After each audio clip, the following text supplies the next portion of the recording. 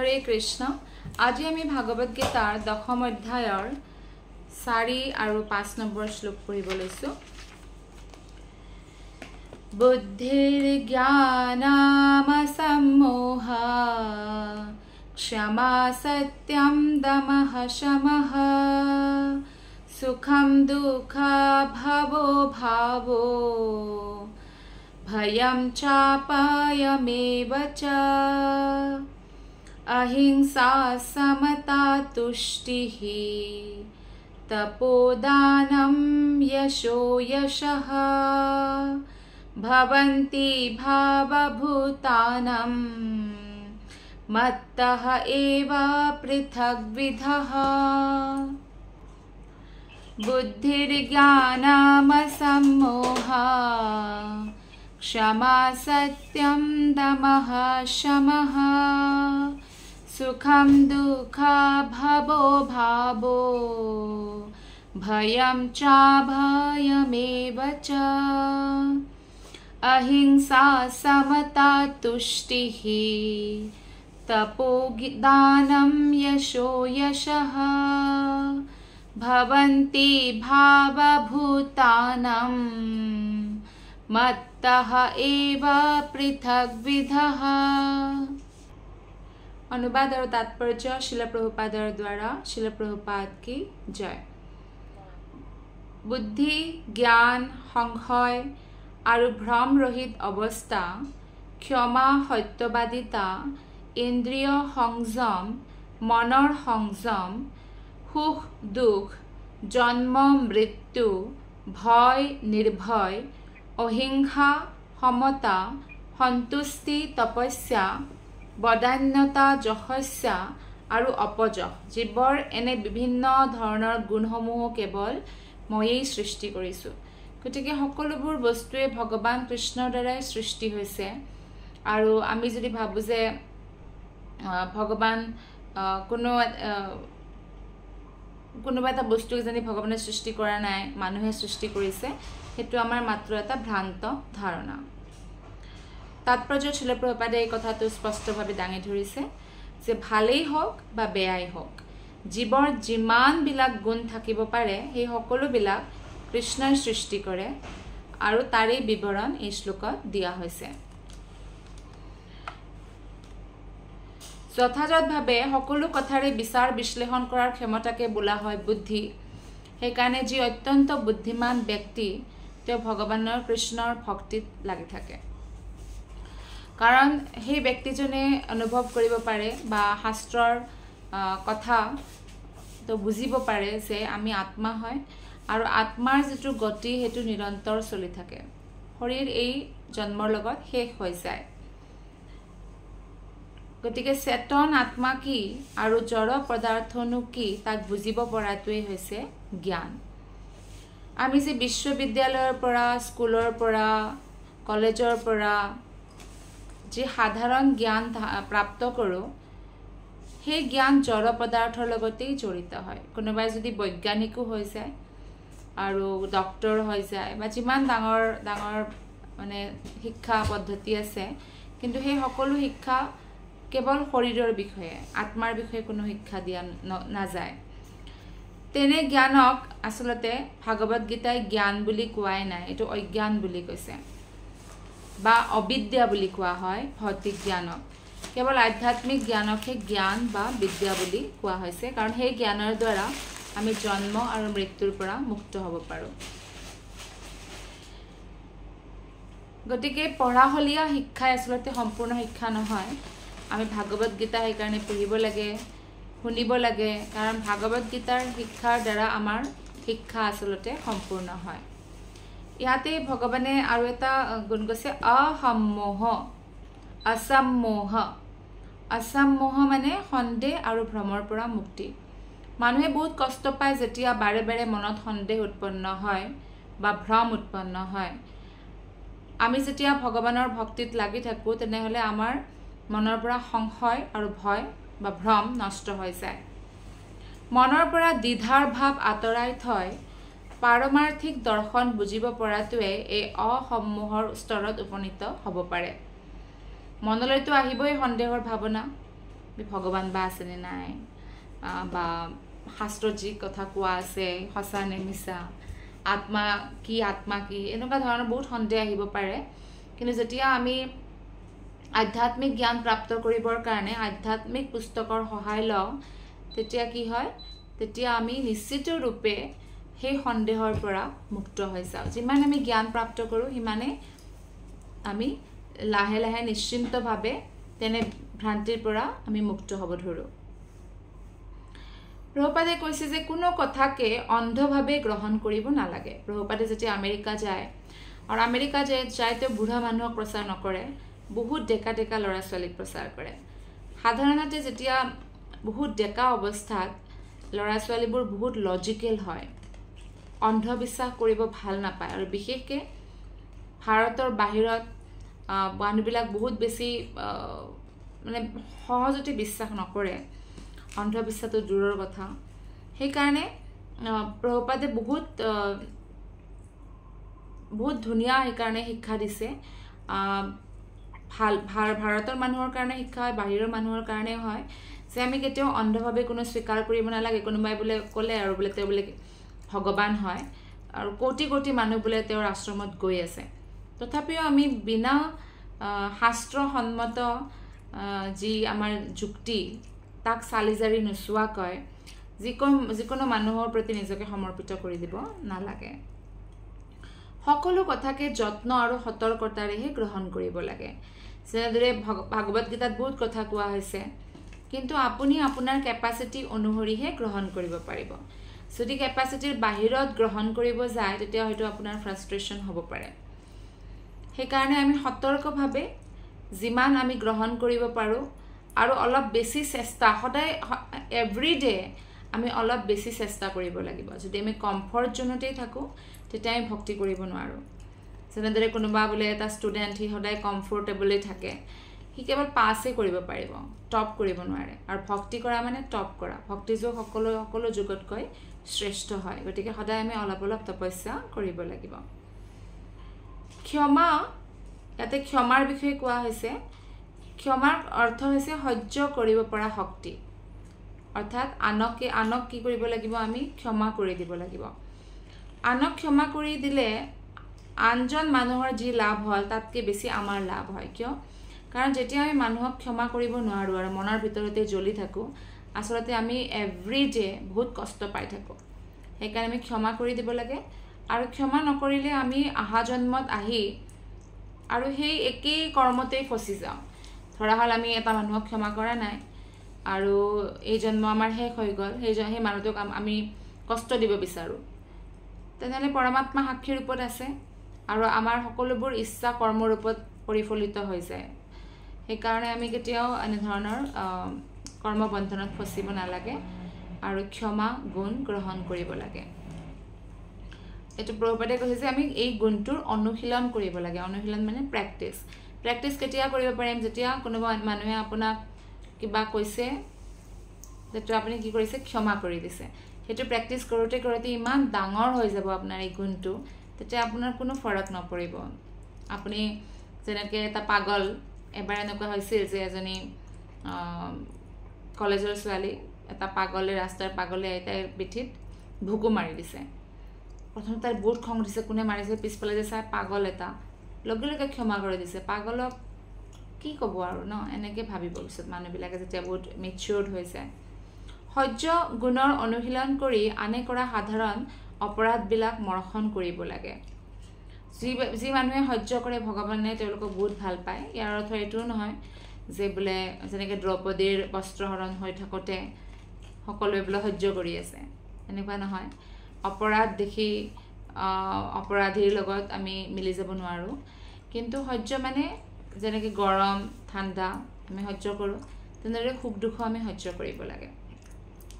Next ভগৱানে কৈছে সত্যম বা সত্যবাদিতাৰ অৰ্থ হৈছে আনৰ উপকাৰৰ অৰ্থে একো ঘটনা যথাযথভাৱেই ক'ব লাগে, কোনো সত্যকে ভুলভাৱে উপস্থাপন কৰিব নালাগে। যেনেদৰে ভাগৱত গীতা বহুত মানুহে ইংৰাজীত তাৰ তাৎপৰ্য লিখিছে, অনুবাদ লিখিছে, কিন্তু বস্তুবোৰ যথাযথভাৱে তেওঁলোকে প্ৰস্তুত কৰা নাই। প্ৰভুপাদে যথাৰ্থভাৱে প্ৰস্তুত কৰিছে, মানুহক ভ্ৰমিত কৰা নাই আৰু শুদ্ধ ভক্তিৰ বিষয়ে ভাগৱত গীতাত জ্ঞান দিছে। সামাজিক পৰম্পৰা অনুসাৰে যিটো সত্য প্ৰিয় সেইটোৱেই ক'ব লাগে, অপ্ৰিয় সত্য ক'ব নালাগে। মই বোলে বহুত সত্যবাদী, মই বোলে সত্যই কম, কিন্তু যদি সেই সত্যই কাৰোবাক আঘাত দিয়ে তেনেহ'লে সেই সত্যটো বাৰে বাৰে আমি ৰিপিট কৰাৰ দৰকাৰ নাই। কাৰণ সকলো মানুহে ভুল কৰে আৰু সেই ভুলৰ পৰা নিজকে মুক্ত কৰাৰ কাৰণে আমি তেওঁক মটিভেট কৰিব লাগে, কিন্তু অপ্ৰিয় সত্য কৈ পিনে বেলেগক আঘাত দিব নালাগে। সত্য যদি প্ৰিয় তেনেহ'লে ক'ব লাগে, যদি আমি অপ্ৰিয় সত্য কওঁ সেইটো সত্যবাদিতা নহয় বুলি প্ৰভুপাদে ইয়াতে উল্লেখ কৰিছে। সত্য কথা পোনপটীয়াকৈ ক'ব লাগে যাতে আনে বুজিব পাৰে যে প্ৰকৃততে ঘটনাটোনো কি। কিন্তু ইয়াতে এটা উদাহৰণ দিছে প্ৰভুপাদে যে কোনোবা এজন মানুহ বোলে চোৰ হয়, কিন্তু আনকতো সাৱধান কৰিব লাগিব, গাঁৱৰ বোলে এজন মানুহ চোৰ হয় এক্সাম্পল, বাকী মানুহক কোৱাটো সেইটো চোৰৰ কাৰণেতো অপ্ৰিয় হ'ল, কিন্তু সমাজক ৰক্ষা কৰিবৰ কাৰণে সেই সত্যটোৰ আমি কি কৰিব লাগিব, উজাগৰ কৰিব লাগিব। এনেকুৱা ধৰণৰ সত্য লুকাই ৰাখিব নোৱাৰি যাৰ পৰা বেলেগৰো লোকচান হ'ব। সত্যবাদিতাৰ নিয়ম অনুসাৰে প্ৰতিটো তথ্য যথাযথভাৱে দাঙি ধৰিব লাগে, এইটোৱে হৈছে সত্যৰ সংজ্ঞা। নেক্সট ভগৱানে কৈছে ইন্দ্ৰিয় সংযম। ইন্দ্ৰিয় সংযমৰ অৰ্থ হৈছে অনাহকতে ব্যক্তিগত উপভোগৰ বাবে ইন্দ্ৰিয়সমূহক আমি ব্যৱহাৰ কৰিব নালাগে। আমাৰ ইন্দ্ৰিয়বোৰক আমি ভগৱানৰ সেৱাত লগাই ৰাখিব লাগে। চকু, নাক, কাণ, জিভা ভগৱানক চোৱাৰ কাৰণে, ভগৱানৰ ভাগৱত গীতা পঢ়াৰ কাৰণে চকুৰ উপযোগ কৰিব পাৰোঁ, কাণ ভগৱানৰ বিষয়ে শ্ৰৱণ কৰিবৰ কাৰণে উপযোগ কৰিব পাৰোঁ। ঠিক তেনেদৰে সকলোবোৰ ইন্দ্ৰিয়ৰে আমি সেৱা ভগৱানৰ কাৰণে কৰিব পাৰোঁ। সেইদৰে মনটোকো অপ্ৰয়োজনীয় চিন্তাৰ পৰা আমি বিৰত ৰাখিব লাগে। মনত বহুত ধৰণৰ চিন্তা আহি থাকিব পাৰে, কিন্তু আমি সেই চিন্তাবোৰক প্ৰশ্ৰয় দিব নালাগে। তাকেই কোৱা হৈছে শম বা হম। কেৱল টকা ঘটাৰ চিন্তাতে মনটো আমি ব্যস্ত ৰাখিব নালাগে, তেনে কৰিলে আমাৰ চিন্তা শক্তিৰ অপব্যৱহাৰ কৰা হয়। মানুহৰ পৰম প্ৰয়োজনটো বুজিবৰ বাবেহে মনটোক নিয়োগ কৰিব লাগে। পৰম প্ৰয়োজন কি? ভগৱান কৃষ্ণৰ প্ৰেম প্ৰাপ্ত কৰা, আৰু তাকে কৰোঁতে আমি শাস্ত্ৰৰ সহায় ল'ব লাগে। শাস্ত্ৰজ্ঞ ব্যক্তি, সাধু পুৰুষ, আধ্যাত্মিক গুৰু আৰু যিসকল চিন্তা শক্তিৰ উৎকৰ্ষ সাধিত হৈছে তেনেকুৱা উচ্চ চিন্তাধাৰাৰ মানুহৰ লগত আমি সংগ কৰিব লাগে, ভক্তৰ লগত সংগ কৰিব লাগে। আৰু কৃষ্ণ ভাৱনা বিষয়ক আধ্যাত্মিক জ্ঞানৰ বাবে অনুকূল কথাবোৰক লৈ আনন্দ আৰু সুখৰ অনুভৱ হয়। ভগৱানৰ ভক্তিত যেতিয়া আমি থাকোঁ, আমি নতুন নতুন অনুভৱ কৰোঁ, সেয়াই হৈছে আচল সুখ। আৰু যি ভৌতিক সুখ হয় সেয়া আচলতে দুখেই আনি দিয়ে। ভৱ বা জন্মই দেহটোৰ জন্মক বুজাইছে। আমি বাৰে বাৰে শৰীৰ ধাৰণ কৰিলে অগ্নিৰ দৰে আমাৰ জ্বলন অনুভৱ হয়। বহুত কষ্ট শৰীৰ ধাৰণ কৰা, শৰীৰটো এৰা, মৃত্যু। গতিকে এই চবতকৈ ডাঙৰ ভয় হৈছে মানুহৰ মৃত্যুৰ ভয়। গতিকে সকলোবোৰ ভয়ৰ পৰা যদি আমি মুক্ত হ'ব খুজিছোঁ তেনেহ'লে ভগৱানৰ শৰণাপন্ন হ'ব লাগে। ইয়াতে প্ৰভুপাদে কৈছে যে কৃষ্ণ ভাৱনা সম্পন্ন মানুহ ভয়ৰ পৰা মুক্ত হৈ যায়, কাৰণ তেওঁলোকে জানে যে এই জন্মৰ পিছত আমি আধ্যাত্মিক আকাশলৈ উভতি যাম, যি আমাৰ আচল ঘৰ হয়। গতিকে তেওঁৰ ভৱিষ্যত অত্যন্ত উজ্জ্বল হয়, তেওঁ আত্মাৰ কাৰণে কাৰ্য কৰিছে। কিন্তু আনবিলাকে যিয়ে নিজৰ ভৱিষ্যত নাজানে, অহা জন্মত কি হ'ব নাজানে, তেওঁলোকৰ সঁচাকৈ চিন্তা কৰিবলগীয়া এইটো বিষয় হয়। আমি যদি দুশ্চিন্তাৰ পৰা হাত সাৰিবলৈ ইচ্ছা কৰোঁ তেনেহ'লে আমি ভগৱান শ্ৰীকৃষ্ণৰ লীলা, গুণ, নাম এইবোৰত মনটো লগাব লাগিব। যিদৰে আপুনি চাওক, কোনোবা বোলে মানুহ আপোনাৰ সন্মুখেৰে গৈছে, বা আপোনাৰ মনটো কাৰোবাৰ বিষয়ে ভাবি আছে, কোন গৈছে আপুনি ক'ব নোৱাৰে। ঠিক তেনেদৰে সুখ দুখ আহিছে কিন্তু মনটো কৃষ্ণত স্থিত হৈ আছে, তেনেহ'লে আপোনাৰ সেই বস্তুৱে আপোনাক প্ৰভাৱিত কৰিব নোৱাৰে। শ্ৰীমদ ভাগৱতম 11 স্কন্ধৰ 2 নম্বৰ অধ্যায়ৰ 37 নম্বৰ শ্লোকত কোৱা হৈছে ভয়ম দ্বিতীয়া অভিনিবেশতস্যাৎ। মায়াত আবদ্ধ হৈ থকাৰ ফলতেই আমাৰ ভয় হয়। অৰ্থাৎ যি মানুহ যিমান ভয়াতুৰ, তাৰ অৰ্থ হৈছে সিমানেই তেওঁ মায়াত আবদ্ধ হৈ আছে। কিন্তু যিসকলে মায়া শক্তিৰ কবলৰ পৰা মুক্ত, তেওঁলোকে এই ভয়ৰ পৰা সম্পূৰ্ণৰূপে মুক্ত হৈ যায় অভয়ম অৱস্থা প্ৰাপ্ত কৰে ভয় নাই অহিংসা কথাটোৱে ইয়াকে বুজাইছে যে যি কামে আনক কষ্ট বা বিমূৰত পেলায় তেনে কাম আমি কৰিব নালাগে অহিংসা মানে বেলেগ মানুহক কষ্ট দিব নালাগে আমি ইয়াতে যেনেকৈ ৰাজনীতিবাদী হয় বা কোনোবা নেতা হয় আশ্বাস দিছে প্ৰজাক আৰু আশ্বাস দি পিনে ভোট লৈছে কিন্তু পিছত বোলে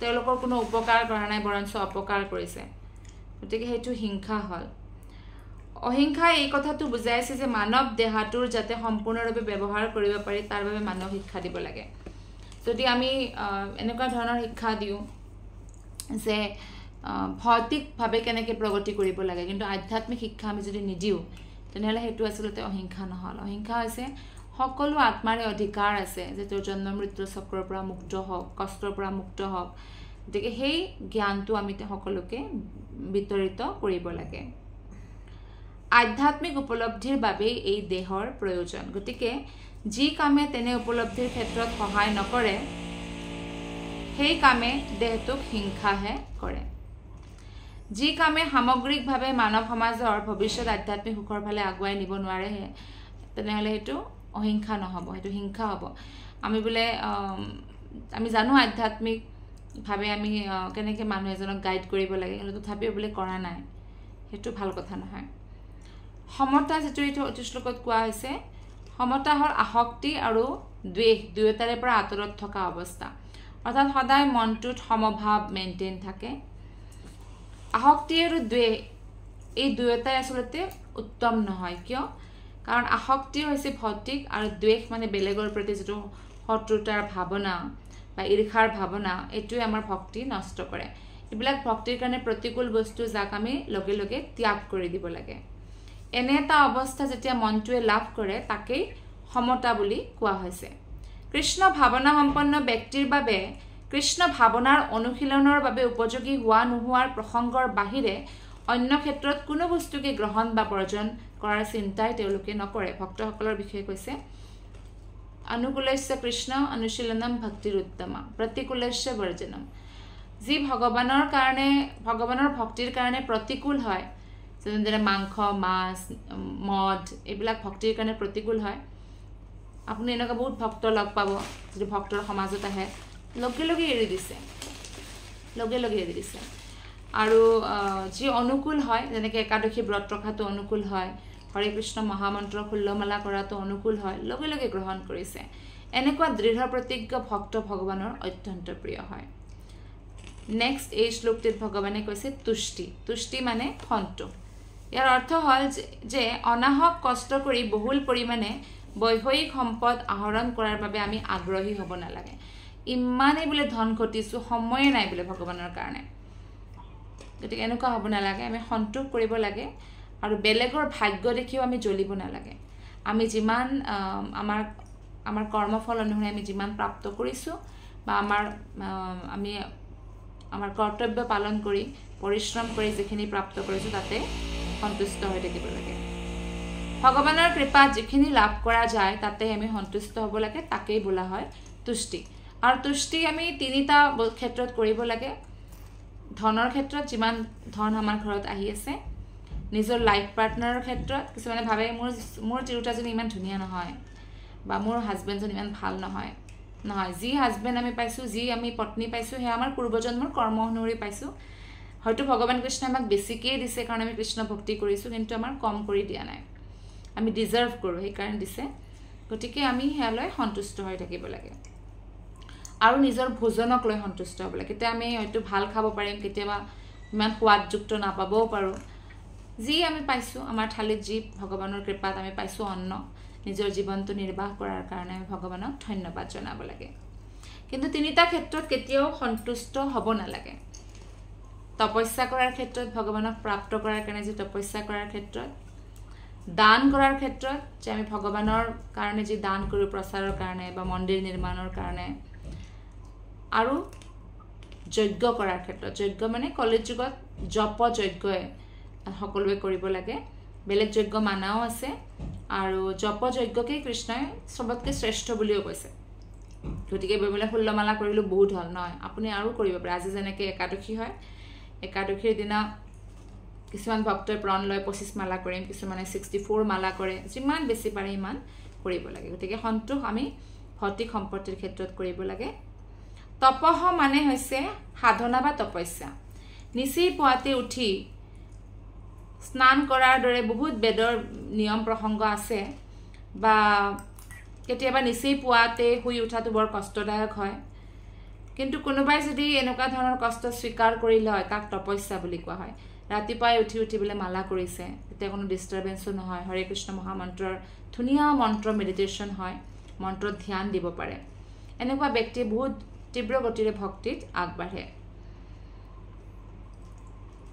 ওকে কিন্তু কোনোবাই যদি নিজৰ ইচ্ছাৰে এনেকুৱা ধৰণৰ কষ্ট কৰে ভগৱানক প্ৰাপ্ত কৰাৰ কাৰণে তাক তপস্যা বুলি কোৱা হৈছে সেইদৰে মাহটোৰ ভিতৰত কেইটামান দিন উপবাস কৰিবৰ বাবেও হেতুকো উপবাস তপস্যা বা সাধনা বুলি কয় যেনেদৰে একাদশী দুটা একাদশী মাহত আহে কেতিয়াবা এক মাহত তিনিটা একাদশীও আহে যদি 1 তাৰিখে একাদশী পৰি যায় এনেকুৱা আমি পালন কৰিব লাগে একাদশী ব্ৰত জন্মাষ্টমী ব্লাক ব্ৰত আমি পালন কৰিব লাগে কিন্তু ৰাজনৈতিক উদ্দেশ্যলৈ অনশন কৰিবৰ কাৰণে প্ৰভুপাদে মানা কৰিছে যে ৰজাই আমাৰ এই কথা শুনিব লাগিব নেতাই নহলে আমি আমৰণ অনশন কৰিম এনেকুৱা ধৰণৰ ব্ৰতক শাস্ত্ৰসন্মত বুলি কোৱা নাই আৰু এনেকুৱা ধৰণৰ যি ব্ৰত হয় ইয়াক তমগুণী আৰু ৰজগুণী বুলি কৈছে আসলতে এইটো ব্ৰতক তামসিক বুলি কয় যে আমি কাৰোবাক ব্ল্যাকমেইল কৰিছো নহলে আমি আমাৰ জীৱন নষ্ট কৰি দিম যি জীৱনটো কৃষ্ণই আমাক ভক্তি কৰিবৰ কাৰণে দিছে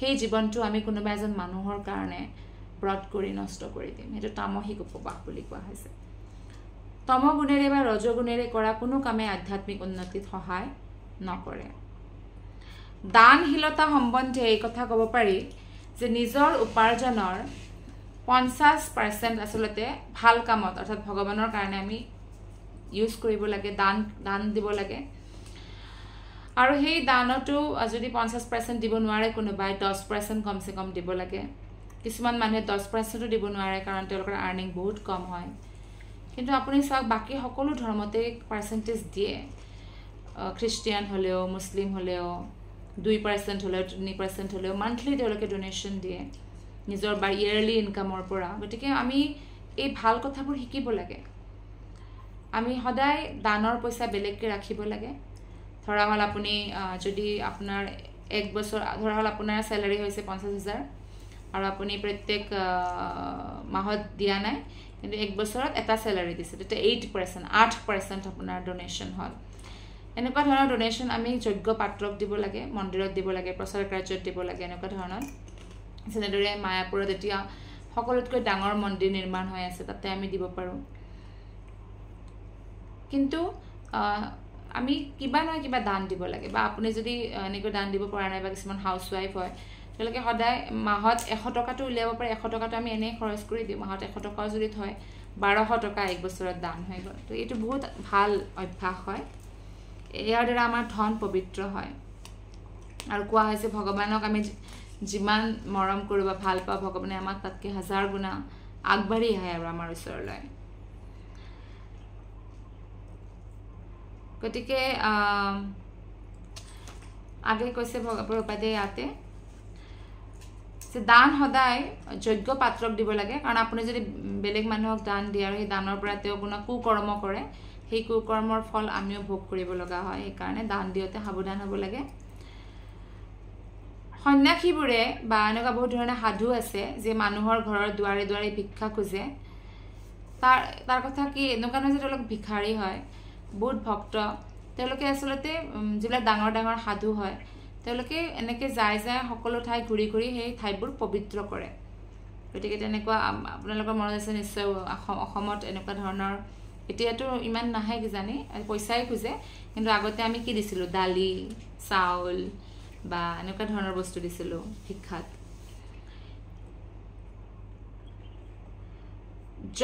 জহ মানে যশস্যা চৈতন্য মহাপ্ৰভুই কোৱাৰ দৰে হ'ব লাগে আসল যশস্যা হৈছে যেতিয়া আপুনি এইদৰে জনাজাত হৈ যায় যে আপুনি কৃষ্ণ ভক্ত হয় হেতু আসল যশস্যা হয়